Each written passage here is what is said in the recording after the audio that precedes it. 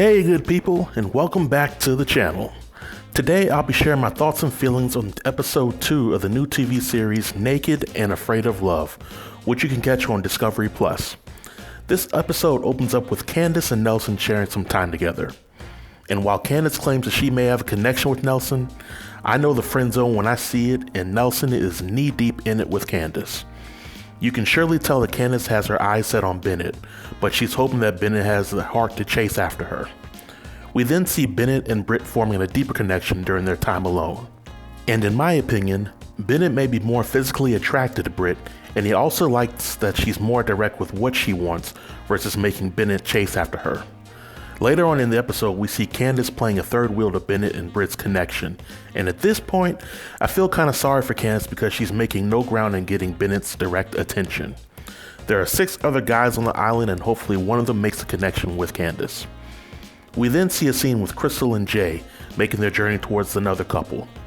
In my last review, I pointed out how Jay may be a little immature for Crystal, and as expected, Crystal confirms her turn-offs for Jay in this episode. We see Ben and Cassoulet making traps to catch food, and on a scale of 1 to 10, the level of awkwardness between them is a 9.5. Neither one of them are into each other, and it sucks to be naked, hungry, and annoyed with the other person that's sitting right next to you. A few moments later, Crystal and Jay meet up with Ben and Cassoulet, and the positive energy begins to fill their camp. We see the 4 of them sitting down in the water on the beach and getting to know one another. We then go to Ariel and Stefan, and we see Stefan using the garb that Ariel brought with her to make some clothes. Now again, in my opinion, Ariel wearing clothes kind of defeats the purpose on her being a show called Nekkid and Afraid of Love. Besides, it's not like she really has much to cover. Nevertheless, Ariel and Stefan appear to have a strong connection, but they also want to explore other options. When Ariel, Stefan, Rachel, and David meet up, Stefan goes with Rachel and Ariel goes with David to complete some tasks. The camera follows Ariel and David as they go to get some fresh water for the camp, and it's during this time that we see Ariel showing her true diva energy. Indeed, she may have been annoyed and hungry at the time, but none of that was David's fault. She snapped at him and never once apologized to him for it. I was proud of David for keeping his composure and opting to respect Ariel, but there's also a part of me waiting for David to take Ariel down a peg or two. During Rachel and Stefan's alone time, they have some meaningful conversation, but Stefan essentially friend zones Rachel, and it makes her sad.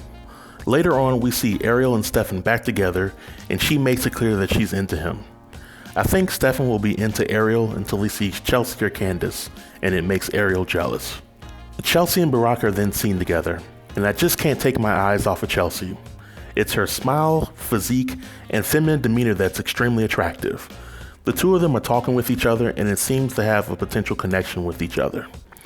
Later on during their scene together, Barack bets Chelsea a kiss that it's going to rain outside, and Barack delivers on the kiss, which seems to have been a little forced on Chelsea.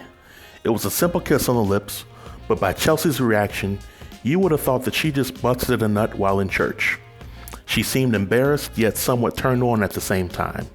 Granted, the 2 of them are still strangers, and who knows how hygiene is practiced on that island. But if Barack can dial down his aggressive nature, he may find a strong connection with Chelsea. Cassoulet and Jay are seen having their alone time, and they seem to have the strongest chemistry on the show at this point. It was nice to see Jay become a gentleman and cater to the needs of Cassoulet. It was also interesting to find out that Cassoulet is the daughter of Shar Jackson and Kevin Federline. Because Cassoulet is a vegan, she has nothing to eat on the island, and we see a scene of Jay becoming one with nature and finding something that she can eat. And during his journey into the wilderness, Jay happened to find some fruit that was conveniently laying on the ground, and he brought it back to her. Cassoulet was extremely impressed with what Jay did for her, and I had high hopes for the both of them, until Jay spazzed out over learning that Cassoulet has a child. Jay dropped that gentleman act pretty quickly, which was disappointing. Now granted, people are allowed to like what they like and have their own standards, but my thing is at least be respectful about it. Cassoulet is a beautiful woman that's down to earth, and she has one of the better personalities on the show. She deserves better than that. We then see Crystal and Ben having their alone time together, and while Ben seems to be very into Crystal, Crystal wastes no time friend-zoning Ben. The episode comes to an end when all of the participants meet up in two camps divided into groups of 8. Overall, on a scale of 1 to 10, I would rate my level of enjoyment in watching this episode a solid 5. It was definitely more entertaining than the first episode, but I still have the feeling that most of these participants are either too picky or too introverted to find real love or make the show entertaining. I'll give this show another episode to help me determine whether or not I will fully commit to reviewing the entire series. Well, folks, this marks the end of my review. So until next time, stay tuned and stay safe. Peace.